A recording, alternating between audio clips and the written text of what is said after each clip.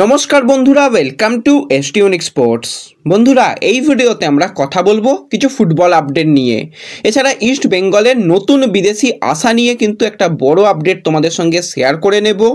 এবং দুই প্রধানের দুই ডিমি কিন্তু এবার একসাথে নাম লেখালো, সেই জোড়া ডিমিকে নিয়ে আপডেট দেবো। এছাড়া বেশ কয়েকটা ফুটবল আপডেট শেয়ার করার রয়েছে তোমাদের সঙ্গে এই ভিডিওতে। তার আগে একটাই রিকোয়েস্ট, চ্যানেলে যারা প্রথমবারের জন্য এসেছো মনে করে চ্যানেলটাকে সাবস্ক্রাইব করে নাও, তাহলে তোমাদের প্রিয় দলের খেলার সমস্ত আপডেট তোমরা এখানে পেয়ে যাবে। তো চলো আর দেরি না করে ভিডিও শুরু করা যাক। তো শুরুতেই যদি আমরা কথা বলি আইএসএল নিয়ে, তো আইএসএল এর কিন্তু আজকে একটা হাড্ডাহাড্ডি ম্যাচ হবে। এমনিতেই আমরা দেখেছি বেঙ্গালুরু আর চেন্নাই যখন খেলা হয় আলাদাই খেলা হয়, কারণ একটা সময় বেঙ্গালুরুও চ্যাম্পিয়ন দল ছিল, চেন্নাইও চ্যাম্পিয়ন দল ছিল। তো এই দুটো দলের কিন্তু আমরা হাড্ডাহাড্ডি লড়াই দেখি। আজকে বেঙ্গালুরু ঘরের মাঠে তারা চেন্নাই এফসির মুখোমুখি হবে। বেঙ্গালুরুর লাস্ট দুটো ম্যাচ কিন্তু ভালো পারফরমেন্স করেছে, ব্যাক টু ব্যাক তারা কিন্তু দুটো ম্যাচ জিতেছে। চেন্নাই এফসিও কিন্তু লাস্ট দুটো ম্যাচে তারাও জিতেছে। তো দুটো দলই কিন্তু একটা পজিটিভ মনোভাব নিয়ে খেলবে। এবং যদি অন পেপার বলো, বেঙ্গালুরু অনেক ভালো খেলছে চেন্নাইয়ের তুলনায়, কিন্তু চেন্নাইও যথেষ্ট ভালো তাদের অ্যাটাকিং দিকটাকে বজায় রেখেছে, সাথে ডিফেন্সিভ ওয়ার্কও কিন্তু খুব ভালো করেছে। এবং পয়েন্ট টেবিলে বেঙ্গালুরু 4 নম্বর পজিশনে রয়েছে 21 ম্যাচে 34 পয়েন্টে নিয়ে। চেন্নাই এফসি 21 ম্যাচে 24 পয়েন্টে নিয়ে পয়েন্ট টেবিলের 8 নম্বর পজিশানে রয়েছে। তো তারপরই কিন্তু ইস্টবেঙ্গল রয়েছে একই পয়েন্ট নিয়ে 9 নম্বর পজিশানে। তো আজকে যদি বেঙ্গালুরু জিতে যায় তারা কিন্তু 37 পয়েন্টে চলে যাবে এবং 3 নম্বর পজিশানে তারা চলে যাবে। আর যদি আজকে চেন্নাই 3 পয়েন্ট পায়, চেন্নাই কিন্তু 27 পয়েন্ট পাবে, কিন্তু এই একই জায়গায় থাকবে। কিন্তু এই ম্যাচ যদি কোনোভাবে ড্র হয় সেক্ষেত্রে সুবিধা কিন্তু বেশ কিছুটা পাবে ইস্টবেঙ্গল। তো দেখা যাক এই ম্যাচটা কীরকম হয়, এই ম্যাচের দিকে অবশ্যই আমাদের নজর থাকবে। তো এর সাথে সাথে যদি আমরা কথা বলি লাস্ট ম্যাচ উইক নিয়ে, তো লাস্ট ম্যাচ উইকে কিন্তু দারুণ প্রত্যেকটা খেলা আমরা দেখেছি। সেখানে ইস্টবেঙ্গলের লড়াইও দেখেছি, মোহনবাগানের শিল্ড চ্যাম্পিয়ন হতেও মোহনবাগানকে দেখেছি। তো আইএসএলের তরফ থেকে মানে টিম অফ দ্য উইকের যেটা টিম ঘোষণা হয়েছে, সেখানে গোলকিপার পজিশনে আর্শদীপকে রাখা হয়েছে। তো এই জায়গায় যদি আমরিন্দারকেও রাখা হতো অবাক হতাম না, কারণ আমরিন্দার দারুণ খেলেছিল। হ্যাঁ, আর্শদীপ ক্লিন শিট রেখেছিল, বেশ কয়েকটা ভালো সেভ করেছিল। তো সেই কারণে আর্শদীপকে গোলকিপারে রাখা হয়েছে। ডিফেন্ডার হিসাবে কার্লোস ডেলগাডো, তার সাথে হায়দ্রাবাদের স্ট্যাপিজকে কিন্তু সেন্টার ব্যাকে রাখা হয়েছে। সাইড ব্যাকে একদিকে উভেস, অপরদিকে মোহাম্মদ রাকিব। দীর্ঘদিন বাদে রাকিব সে কিন্তু ফ্যান গোল অফ দ্য মানে টিম উইকের মধ্যে এসেছে। এবং মাঝ মাঠের দিকে তাকালে কাল ম্যাথিউকে ক্যাপ্টেন রাখা হয়েছে, সাথে অ্যালবার্টো নাগুয়েরা এবং মহেশ যে কতটা ভালো পারফরমেন্স করছে অনফিল্ড। হয়তো কোনো দিন দেখে মনে হয় না যে মহেশ এতটা ভালো কাজ করছে, কিন্তু মহেশের যে পারফরমেন্স সেটা কিন্তু আইএসএলেও প্রকাশ পাচ্ছে এবং মহেশকে কিন্তু মিডফিল্ডে রেখেছে। তো আর আপ ফ্রন্টের দিকে তাকালে জোড়া ডিমিকে একসাথে, একদিকে ডিমি পেট্রাটোস, অপরদিকে ডিমি ডায়ামান্টাকোস। তো জোড়া ডিমি এবং তার সাথে ইকার। তো এটা কিন্তু আমার দেখার অনেক দিনের ইচ্ছে ছিল যে দুটো ডিমি সমান ছন্দে খেলবে এবং তাদের একটা তুল্যমূল্য লড়াই হবে। তো ডিমি লাস্ট ম্যাচে ইস্টবেঙ্গলের হয়ে গোল পেয়েছে, ডিমি পেট্রাটোসও লাস্ট ম্যাচে কিন্তু মোহনবাগানের হয়ে গোল পেয়েছে। শুধু গোল নয়, সেই গোলের জন্য কিন্তু শিল্ডও সেই ম্যাচেই মোহনবাগান জিতে নিয়েছে এবং এই দলের দায়িত্ব দেওয়া হয়েছে জোসে মলিনাকে। তো দারুণ কিন্তু টিম উইক ঘোষণা হয়েছে এবং প্রত্যেকটা প্লেয়ার ভালো করেছে বলেই তারা কিন্তু টিম উইকে চান্স পেয়েছে।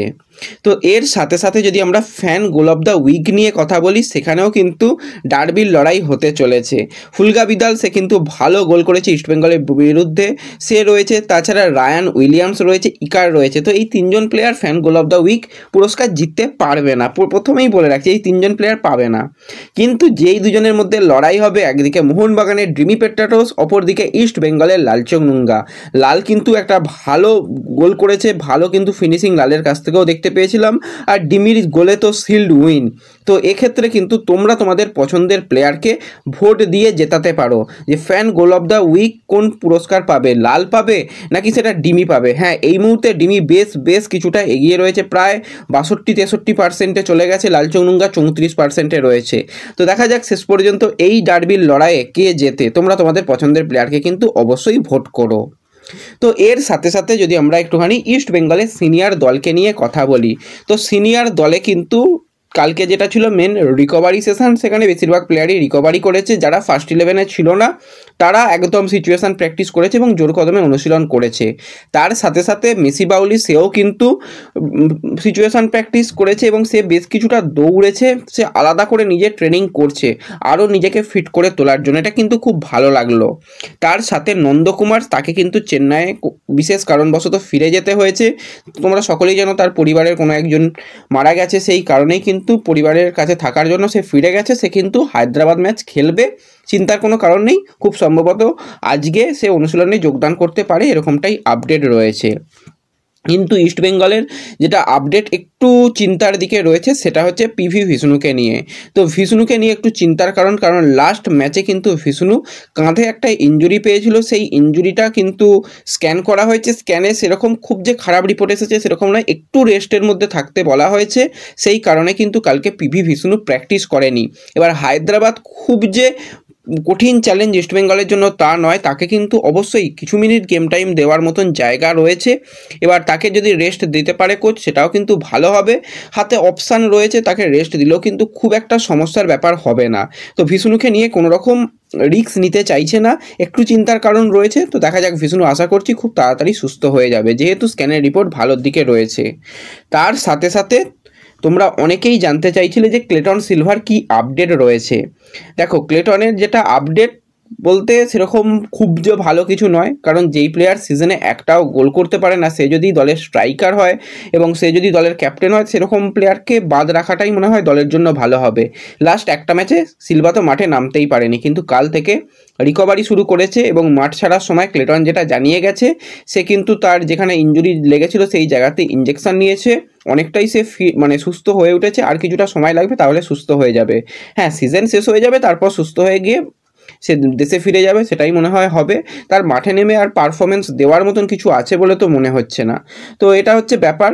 এবার অনেকে জিজ্ঞাসা করছিলে যে নতুন কোনো বিদেশি প্লেয়ার আসছে কি না।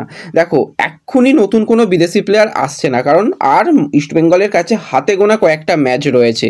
এমনিতে দেখতে গেলে 4টে আর ওদিকে 2টো, 6টা, ওই 6-7টা ম্যাচ রয়েছে। সেই 6-7টা ম্যাচের জন্য ম্যানেজমেন্ট আর বিদেশি চেঞ্জ করবে না, কারণ যদি করতেই হতো তাহলে অন্তত ক্লেটন যখনই এরকম ইনজুরি সমস্যা হচ্ছে তখনই পরিবর্তন করে একজন প্লেয়ারকে নিয়ে আসতো। তো যেরকমটা শোনা যাচ্ছে, সামনের সামার ট্রান্সফার উইন্ডোতে কিন্তু আইএসএলের একজন পরিচিত বিদেশি প্লেয়ার, এবং এবছরও নাকি সে আইএসএলে খেলছে, একজন বড় মানের প্লেয়ার, যথেষ্ট ভালো পারফরমেন্স এই সিজনে দিচ্ছে এবং লাস্ট সিজনেও তার ভালো পারফরমেন্স ছিল। তো সেই প্লেয়ারকে কিন্তু প্রি কন্ট্যাক্ট করার জন্য ম্যানেজমেন্ট উঠে পড়ে লেগেছে। কথাবার্তা তার এজেন্টের সঙ্গে এক প্রকার শুরু হয়ে গেছে এবং কথাবার্তা শোনা যাচ্ছে পজিটিভ দিকেই এগোচ্ছে। প্লেয়ারের নাম ডিটেলস এক্ষুনি জানাচ্ছি না, যদি প্রি কন্ট্যাক্টের খুব কাছাকাছি চলে যায় বা প্রি কন্ট্যাক্ট যদি করে নিতে পারে তাহলে কিন্তু তোমাদের জানাবো, কারণ অনেক ডিল হতে গিয়েও হয় না, তোমরা মোটামুটি এতদিনে বুঝে গেছো। তো এটুকু হিন্টস দিয়ে রাখছি, আইএসএলে সে এখনও খেলছে এবং ভালো খেলছে।